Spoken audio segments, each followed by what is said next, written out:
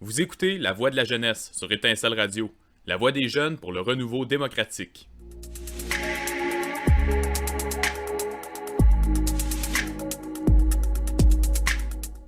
La désinformation. Nous vous présentons des informations en provenance du Centre de ressources Hardy-Albans, CRHB, qui mène un travail continu sur des questions intéressant les forces qui luttent pour le changement afin de contribuer à l'édification nationale par l'humanisation de l'environnement naturel et social, et en ouvrant la voie au progrès de la société. Un des principaux domaines d'investigation du CRHB est le jeu de la désinformation dans ses formes idéologiques et matérielles, plutôt que du point de vue des croyances et des convictions. L'article sur la désinformation publié ci-dessous vise à aider les lecteurs à établir des bases pour comprendre ce qui se passe, ce qu'on en dit et ce qu'on en fait. Nous nous concentrons sur les pouvoirs de police par rapport au gouvernement représentatif et comment fonctionne la désinformation dans sa forme idéologique plutôt que simplement du point de vue des croyances individuelles. La désinformation concerne la destruction de ce qui est informé, de ce qui donne la forme. Un élément important de l'analyse des événements qui se déroulent présentement est de ne pas confondre le monde objectif avec l'impression subjective que l'on en a. Plutôt que de refléter le monde objectif, une analyse peut devenir un amalgame rendu à travers le prisme de la compréhension de ce que la personne observe, lit et entend. On voit non pas ce qui est là, mais ce que l'on croit être là. Par exemple, diverses forces décrivent ce qui se passe aux États-Unis comme un problème d'extrémisme, de fascisme, d'autoritarisme, de populisme, de pré- ou post-fascisme, etc. Il y a un refus de discuter des relations humaines réelles et de ce qu'elles révèlent, en partie parce que l'information fait défaut et c'est délibéré. Le monde objectif change spontanément, mais l'important pour les humains à ce stade-ci de l'histoire est que les contradictions objectives qui émanent des rapports de production peuvent être résolues par des actions conscientes et organisées pour changer le monde, ce qui exige une analyse constante, des actions organisées, et encore plus d'analyse et d'action. Cela ouvre de grandes possibilités pour l'humanisation du monde social et naturel. Pour celui qui a une conception du monde moderne, la désinformation est comme le bruit lointain d'une sirène d'ambulance. Son effet est comme celui d'ondes sonores gênantes qui atteignent le cerveau et disparaissent presque aussitôt.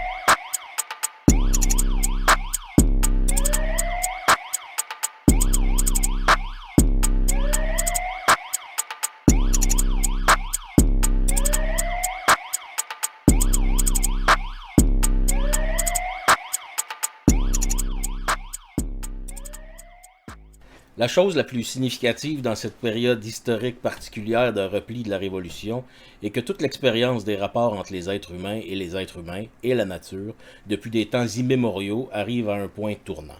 Si cette vaste expérience n'est pas l'objet d'une mûre réflexion, nous pourrions nous diriger vers une plus grande tragédie, un événement qui entraînera des souffrances, des destructions et une détresse immense.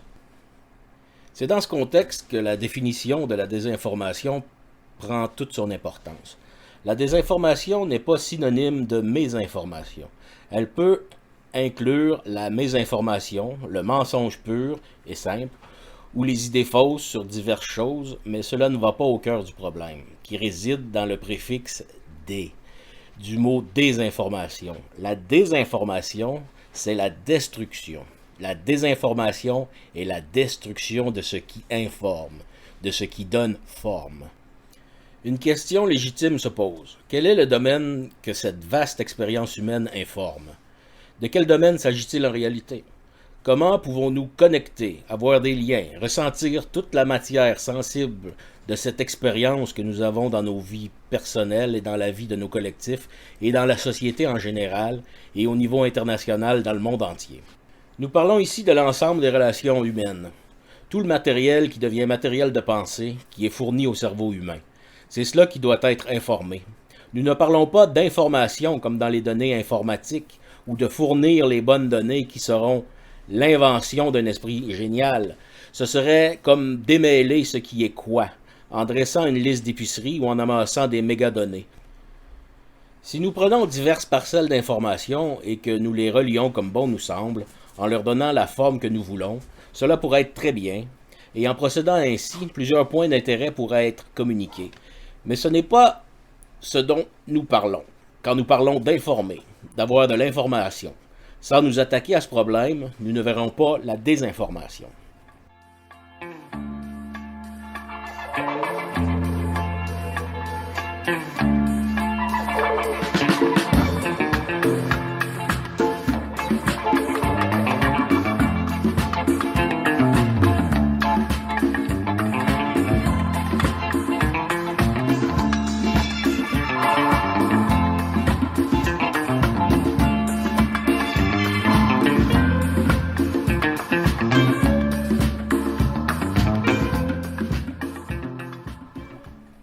Lorsque nous examinons le monde, l'environnement naturel et social, lorsque nous nous penchons sur les problèmes de notre société, de nos collectifs, sur où nous travaillons et comment nous travaillons, sur toutes ces choses, nous voyons un grand enchevêtrement, comment tout est relié et qu'il y a une grande complexité. Si nous nous tenions au sommet d'une montagne, en regardant en bas, nous pourrions voir les forêts et les lacs formant un tout. Nous pourrions voir une ville au loin et des voitures et des routes par endroits. Mais pour nous, dans la vie sociale, ce n'est jamais comme si nous avions ce point de vue qu'offre le sommet d'une montagne, parce que nous sommes en plein dans l'effervescence de la vie. Nos rapports avec nos collègues de travail, nos camarades, notre famille, nos voisins, notre nation, notre corps politique, toutes ces questions se posent. De plus, une histoire commune nous conduit à ce point. Cette histoire, c'est l'ensemble du développement social et le stade de développement atteint maintenant par les forces productives, dont les plus importantes sont les êtres humains engagés dans le travail qui ont contribué à amener la société où elle est aujourd'hui, à élever la civilisation à ce stade. Il y a une nécessité humaine de voir réellement, d'observer ce qui est connu, de comprendre comment nous sommes arrivés là, de connaître ce qui est inconnu, de définir précisément et surtout ce qui est inconnu, ce qui est absent dans nos vies. Et donc, comment faire face aux problèmes comme ils se présentent. Tous les développements qui se sont produits fournissent un contenu très riche, mais ce contenu dépasse nécessairement les formes qui ont été créées dans le passé. Très concrètement, dans la société dans laquelle nous vivons aujourd'hui, l'entrave à notre existence, ce sont les rapports sociaux de production dans lesquels nous entrons indépendamment de notre volonté. Les réclamations du droit de monopole sont imposées par la force à tous, au point que le droit public n'existe plus. Le droit du peuple de revendiquer un moyen de subsistance, le droit de conscience, tout ce qui est nécessaire, notamment dans les domaines du savoir, toutes ces choses ne sont tout simplement pas reconnues.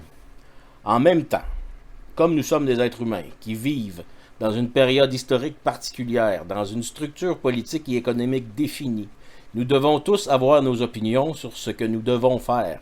Si nous ne pouvons pas rassembler, informer cette immense nécessité d'exprimer nos opinions, nous n'avons aucun moyen d'examiner et de déterminer ce qui est correct ou incorrect, pertinent ou non pertinent. Tout devient diffus. En même temps, en raison du progrès et parce que nous vivons dans une société moderne, il existe toutes sortes d'institutions avec leurs disciplines. Par exemple, l'une des réalisations les plus importantes du développement de la société capitaliste moderne a été la révolution scientifique et technologique qui a permis de transformer les rapports des êtres humains à la nature pour la mettre au service des êtres humains. Pour y arriver, le système universitaire a développé, diverses institutions ont été créées, comme des maisons d'édition, des journaux, des associations. Tout cela faisait partie des luttes révolutionnaires initiales qui ont créé les États-nations modernes. C'est dans ces universités et dans le cadre de ces formes d'éducation, accompagnées du développement de la presse et du journalisme, qu'a eu lieu l'expression du savoir et de l'ensemble des idées qui se rapportaient à ce savoir. C'est ainsi que se sont constituées les différentes disciplines, que ce soit les mathématiques, la biologie, l'économie, les sciences politiques et sociales, les beaux-arts, la musique et les autres disciplines. Elles se sont développées, portées par l'avancement de la société et le développement des forces productives, mais dans le contexte des rapports sociaux qui existaient déjà. La plus grande réalisation de ce projet a été, à une certaine époque, la création de quelque chose qui était collectif, la formation d'une conception du monde, pas seulement du savoir, mais d'une conception qui reposait sur ce savoir.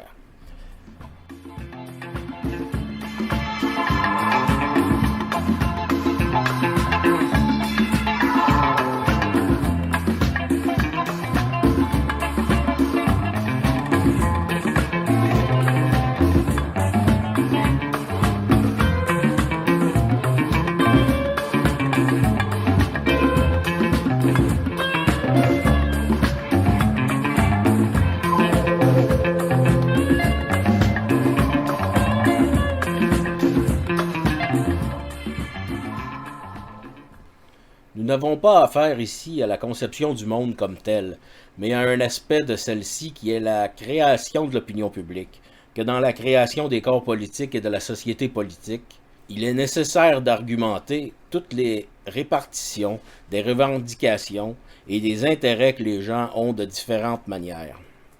L'opinion publique sera informée par ceux qui luttent pour leurs intérêts et qui expriment leur point de vue. Comme nous vivons dans une société de classe, cette lutte dans le domaine de l'opinion publique est menée par toutes les classes et les forces sociales concurrentes. Cela constitue une complexité bien précise qui est étroitement liée aux problèmes qui existent dans la bataille de la révolution démocratique contre le féodalisme et les vestiges du Moyen Âge, tout en n'étant pas le même. Cette lutte a donné naissance à une conception moderne de la démocratie qui a servi les besoins de la société qui existait à cette époque. Aujourd'hui, cela n'exprime plus adéquatement ce qui est nécessaire car les gens ont de nombreux intérêts comme individus, dans leur collectif et dans la société dans son ensemble.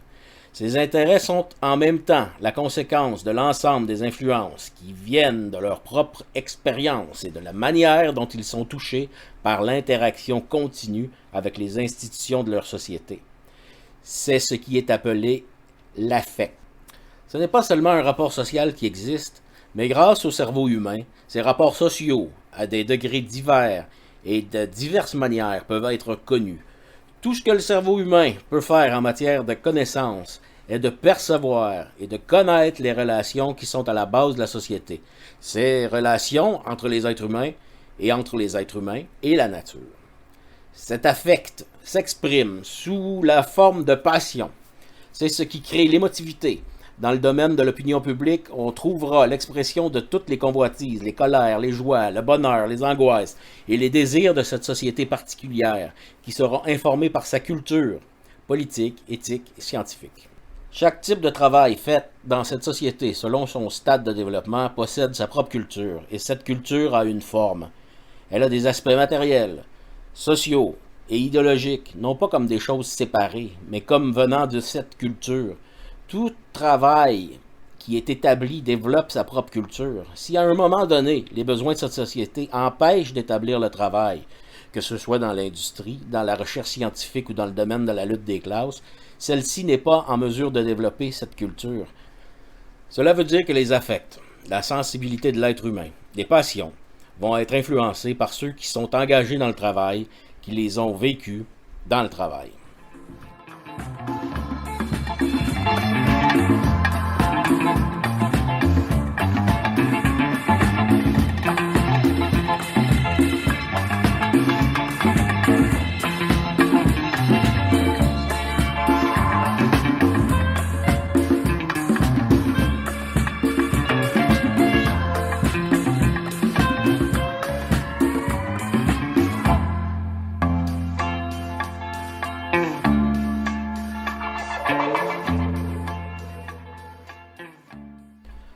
En termes de ce qui se passe aujourd'hui, c'est là que la personnalité humaine devient soit humanisée, soit déshumanisée. Soit elle est organisée comme il se doit, en harmonie avec le stade de développement que la société a déjà atteint, soit elle ne l'est pas. C'est le problème dont l'histoire exige une résolution définitive dans les circonstances données. Cette personnalité qui doit être informée, toutes les opinions qui expriment l'affect social de cette émotivité que les gens entretiennent dans leur rapport entre eux et leur rapport à la nature doivent être informées. Cela veut dire que nous devons être capables de travailler ensemble dans le cadre de ces circonstances historiques particulières, que nous devons avoir les faits et être en mesure de discuter des faits. Nous devons décider où ces faits nous mènent. Nous devons être capables de faire des prédictions. C'est ainsi, par exemple, que se déroulent les délibérations de la manière d'empêcher une catastrophe naturelle. De la même manière, nous pourrions prévenir la catastrophe sociale qui se prépare. Nous pourrions transformer le succès historique en victoire. Cette lutte se mène dans le domaine de l'opinion publique. Il faut que les formes créées soient appropriées pour que ce contenu entre dans le domaine public, pour libérer l'initiative de tous celles et ceux qui ont l'expertise nécessaire pour apporter leur contribution, pour faire avancer les choses et pour enfin régler les comptes historiques avec le passé. À suivre.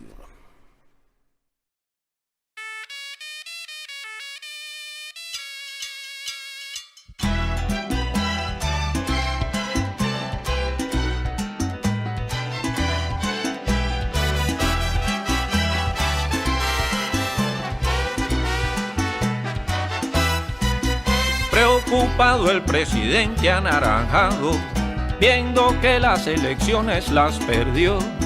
Solicita a los que le hacen los mandados que se apuren pues la fiesta terminó. Y mirando que se va a acabar el varo, Han formado un titingo, se han negado a abandonar la Casa Blanca, a la silla del despacho se amarró. Los pelitos que le quedan los arranca, pataleando por la rabia que le dio. Y mirando a Cuba con sus patas blancas, de cabeza se tiró. El que tenga confusión que se confunda, el que quiera claridad que venga a ver. La jugada no es compleja ni profunda, está claro cómo quieren proceder. Solo falta que nosotros nos dejemos, Y eso no va a suceder. con la conga de los hoyos no te metas. Cuba viva sin que nadie la someta. Mi tierra linda, mi cubanía, mi bandera se respeta. De La Habana para Santiago, defiende lo tuyo, cubano. que no te metas con mi tierra, que mi Cuba se respeta. Soy el mambí que aún vive con el machete en la mano. No, no, no, no, no, no, no, no, no, no. ¿Qué me importa si comentas? De donde vengo yo, estamos listos para la contienda. Aguanta, Ibero, dime tú, pa' que tú inventas. Con mi pueblo guarachando, yo vine aquí pa' cantar. Toda Cuba está esperando que yo la ponga a gozar. Aquí nadie tiene miedo, tú conmigo no te metas. Oh. ¡Hey! Oye, eso que todo mi alegría te molesta. Porque tú me conoces bien en todas mis facetas. Que no tenemos miedo, sal de ahí, no abra esa gaveta.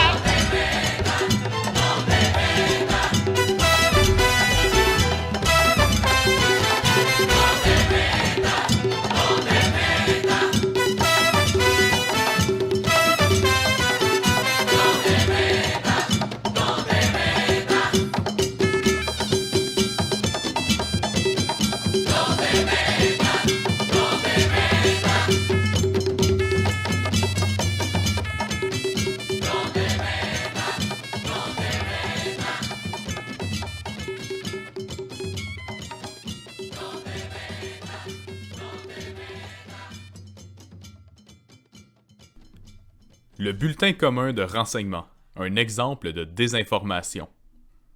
Le 13 janvier 2021, un bulletin de renseignement commun a été publié par le département américain de la sécurité intérieure, DHS, le Bureau fédéral d'investigation, FBI, et le Centre national de contre-terrorisme, NCTC. Le titre du rapport est « Les extrémistes violents domestiques enhardis par l'intrusion au Capitole.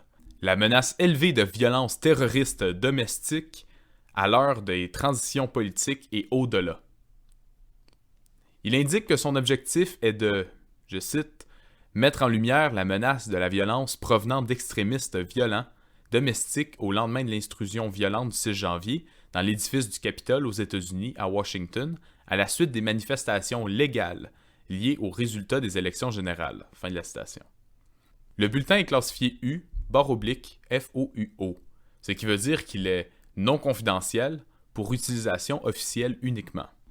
Il est prétendument écrit pour mettre en garde contre les nouvelles actions qui pourraient se produire au moment de l'inauguration présidentielle, semblables à celles qui ont eu lieu le 6 janvier.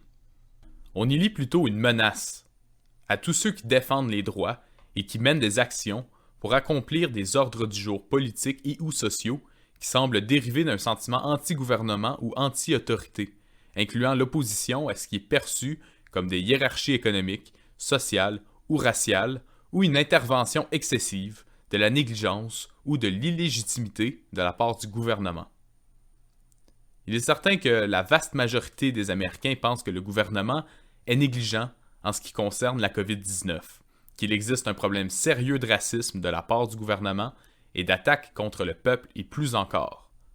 En qualifiant des groupes entiers d'extrémistes violents, le bulletin établit une justification et une base juridique pour de vastes attaques contre la résistance.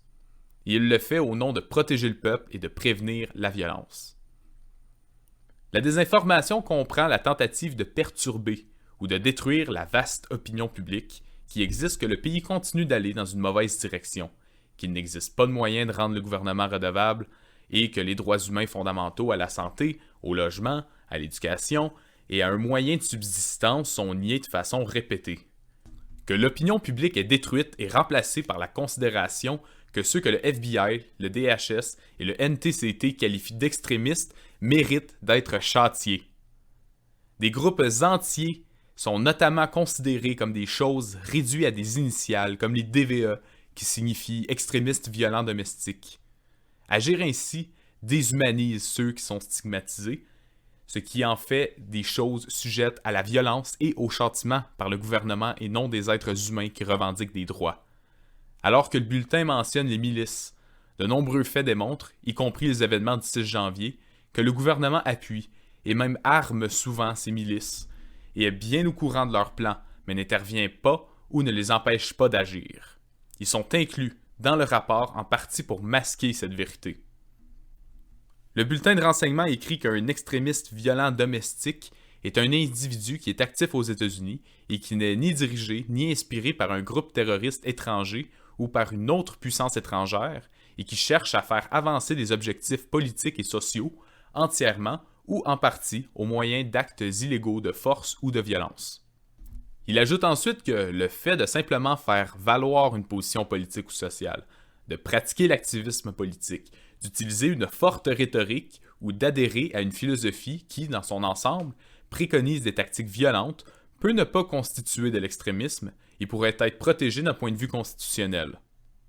Cela a été dit de façon répétée lorsque les forces fédérales, des États et locales ont attaqué les manifestants pendant tout l'été. Elles ont simplement qualifié les actions violentes et d'illégales et ont notamment fait un vaste usage de gaz lacrymogène, de gaz poivré et de balles de caoutchouc. Peu de gens croient à l'affirmation faite maintenant que les manifestations pourraient, simplement pourraient, être protégées d'un point de vue constitutionnel.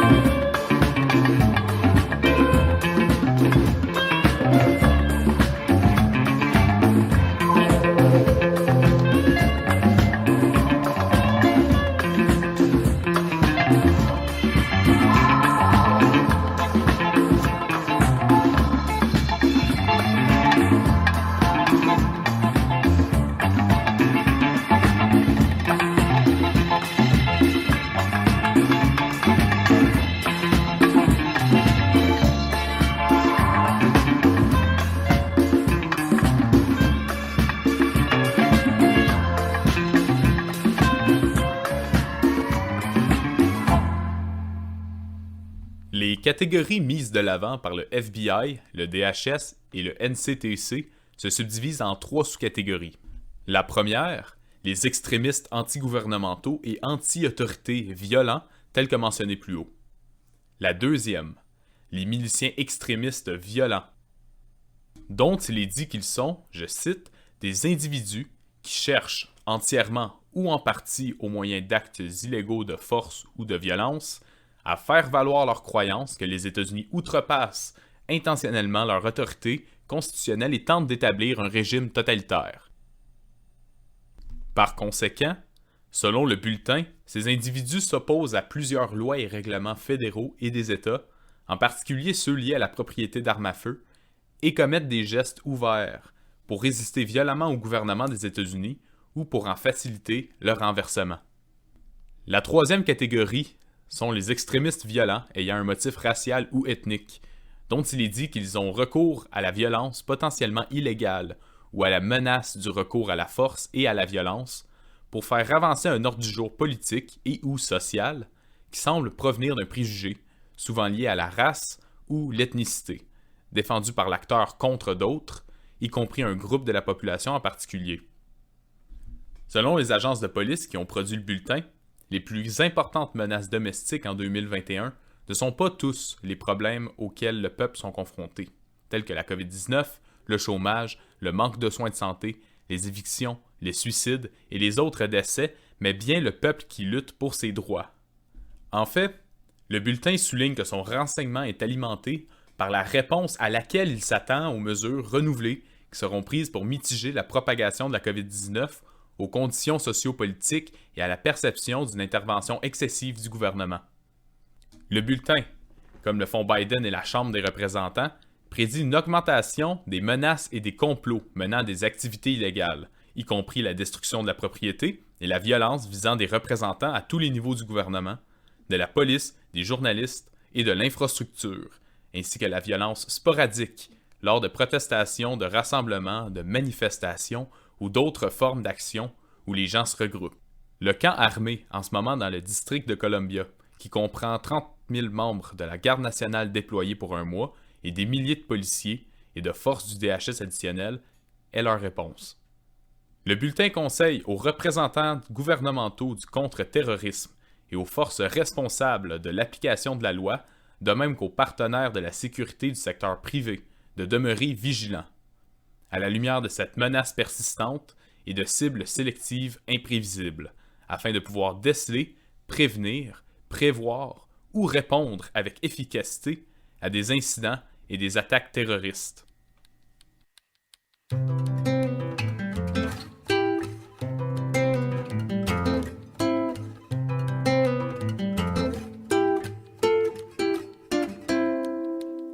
Si vous saviez tout ce que je sais, tout ce que vous ne voulez pas comprendre. Si vous saviez tout ce qu'on vous cache en vrai, tout ce que vous refusez d'entendre. Quand on vous parle d'un attentat, comme d'une action imprévisible, je sais que dans les plus hautes sphères de l'État, on organise l'impossible. Le complot c'est génial, surtout quand il est mondial. J'imagine ce que je veux. Le complot c'est un plan dessiné par des gens, par ceux qui détiennent les cartes du jeu. Venez avec moi, je vous emmène faire une balade sur internet. On vous expliquera les mises en scène. Si c'est pas net, nous on enquête. On est nombreux et on y croit à nos théories dures comme fer. C'est très sympa et c'est un choix de se dire qu'on ne peut rien y faire. Le complot c'est génial, surtout quand il est mondial. J'imagine ce que je veux. Le complot c'est un plan dessiné par des gens, par ceux qui détiennent les cartes du jeu. Vous croyez que le protocole des sages de Sion est une invention de la police secrète tsariste? mais moi je sais que la solution finale est une manipulation orchestrée par les sionistes. Vous croyez que Coluche est mort bêtement, écrasé par un camion? L'ordre venait du gouvernement, tout a été organisé par Matignon. Bérégo voit ce suicide, c'est Mitterrand qui décide. Yasser Arafat est malade, Encore un coup du Mossad. Lady Di se tue à cause d'un accident en état d'ivresse. Je sais que la reine n'aimait pas trop la princesse. Le 11 septembre, C'est la NSA, les tours jumelles, c'est le FBI, le Pentagone c'est la CIA. et Ben Laden. Fait du golf à Hawaï. Le complot c'est génial, surtout quand il est mondial. J'imagine ce que je veux. Le complot c'est un plan dessiné par des gens, par ceux qui détiennent les cartes du jeu. Dans une cachette secrète, ils discutent de la planète. Des banquiers, des militaires et des religieux autour d'une table ronde. Ils décident du destin du monde. Les juifs, les francs-maçons et quelques mafieux. Le seul assassinat compliqué, c'est celui de Kennedy. D'abord cru que c'était Mickey. Troupi avait un alibi, On a soupçonné Picsou. Riri, Fifi, Lolo. on a suivi Tom et Jerry. On sait que Dingo est chelou. Bugs Bunny ou Minnie, Daffy Duck, Porcinet ou Tigrou, Gros Minet et Didi, Ou encore l'ourson Winnie. sous son vrai nom, Winnie the Pooh.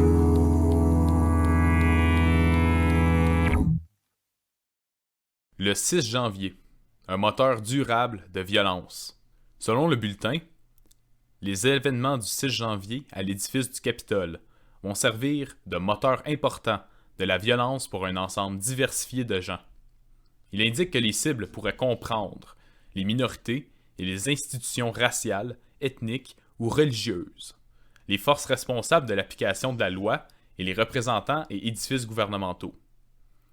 De même que les membres des médias, en raison d'une complicité perçue au sein d'un système hostile à leurs croyances.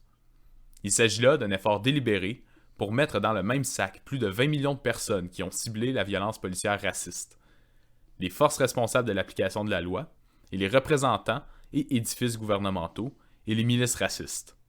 Tous sont dits également violents, tous sont extrêmes et méritent la violence du gouvernement et les arrestations. Les auteurs du bulletin affirment que cette perception amplifiée de fraude lors de l'élection présidentielle de 2020, le changement de contrôle de la présidence et du Sénat, ainsi que les moteurs de longue date, tels qu'une perception de tyrannie gouvernementale ou policière, et l'anticipation de lois perçues par certains comme contraires et une menace à leurs croyances, engendreront très vraisemblablement une augmentation de la violence. Un aspect important de la désinformation dans tout cela est le fait de présenter le problème comme étant un problème de croyance et non de relations économiques et politiques qui sont organisées contre le peuple, et la violence est alors imputée aux croyances. Le bulletin prédit une augmentation de la violence en rapport à l'exercice du pouvoir du gouvernement américain, son influence et ses initiatives touchant possiblement à la législation sur le contrôle des armes, l'allègement des restrictions sur l'immigration et de nouvelles limites sur l'utilisation des terres publiques. Cela comprend aussi la distribution commandée des vaccins contre la COVID-19 et l'efficacité et ou la sécurité des vaccins de la COVID-19. C'est ainsi que de nombreuses manifestations unies à la défense des immigrants, des réfugiés et leurs enfants, et le travail d'organisation pour faire face à la COVID-19 sont tous considérés comme une source de violence. Le gouvernement a tout fait pour présenter le peuple comme étant divisé, alors que les actions unies des Américains de tout milieu au sujet de l'immigration et de la COVID montrent le contraire. Ce sont les agences de police et militaires et la présidence qui sont de plus en plus rongées par les conflits, dans leurs rangs et entre elles. Le bulletin met de l'avant l'espoir d'unir ces forces rivales, au nom de la prévention de la violence, tout en cherchant à dresser le peuple les uns contre les autres et à justifier la violence contre celui-ci.